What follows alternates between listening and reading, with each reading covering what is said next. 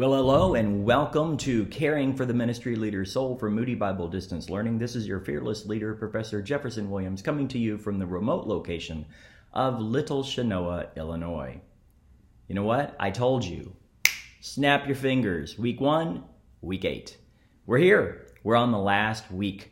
So thank you for turning in your historical inner life papers. I look forward to reading those. It'll take me a while. I'm just going to tell you that now because I will promise you I read every word. And I know for a fact that I had professors even in seminary that I don't think read every word. So I want to make sure that I read every word and honor you with that. So it'll take me a little while to get them all back, but I will get them done. So week 8, you're going to come to a point where we're going to talk about retreats and sabbaticals. And I'll tell you a quick story. About 6 months before I crashed and burned out of ministry, just completely fell apart. Nothing immoral, nothing illegal, nothing improper. I just got so tired I couldn't do it anymore. About 6 months before that, I was approached by a guy who did sabbaticals, who did retreats. He actually has a ministry that he does the retreat specifically for you, and it was free. And I don't even know how we got together, but we ate lunch together, and he kind of walked me through what he wanted me to do. And I just looked at him and I told him, I can't do that. I don't have time. I was trying to preach, I was trying to do student ministry and lead worship and put out fires and do all the things. I didn't have time. And he looked at me and he said, Jeff, if you don't do this retreat now, you won't be in ministry next year. And he was right. He was right. He saw it. When you're on the cusp of burnout, you can't see it yourself, but he saw it. And so we're going to look at this seriously this week. And you may think, well, this isn't exegeting Greek. It's not that important. It is more important because if you don't take care of yourself, you don't get to exegete anything. I went and worked at a hotel for 3 months. I just couldn't do it anymore. Now, 5 years later, I'm back in ministry. I'm much healthier. I've put in a lot of boundaries with this new church, and they're taking care of me. So that's good.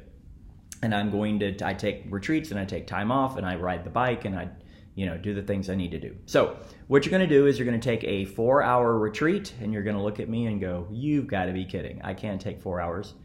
Well, do what you can do. And you're going to need to read The Weight of Glory either before that or on your retreat. Every year, several people say, I did my retreat at a coffee shop. And I guess it's because I'm so ADD. I couldn't imagine doing anything at a coffee shop. I would never get anything done. I'd be watching everybody else. And then your discussion board is you're going to just talk about what are you going to incorporate into your ministry based on what you learned in this class. Retreats, sabbaticals, taking care of yourself, caring for your soul, spiritual disciplines, rest, all the things that you've learned. So for the retreat, you'll write a 4-page paper just basically telling me what worked, what didn't work, what you learned from the Weight of Glory, what did God say to you. I've had students do the retreats on top of a mountain. I've had students do it in their backyard. So I don't really care where you do it, but it does need to be somewhere where you can focus and be still and know that He is God. So my prayer for you in this class, remember, is 20 years from now, you will not remember what you made as far as a grade in this class. You won't remember it, I promise you. But my prayer is that this class will allow you not to go through what I went through with burnout, and that you will take better care of your soul than I did. So that's my prayer. If you have any questions, comments, or prayer requests, please let me know. My wife has a doctor's appointment this afternoon. I'm going to be on the treadmill for a stress test on Thursday. So we'd appreciate prayers just to get some answers and go forward with all this stuff. All right. Onward and upwards. Week 8. Let's do it together.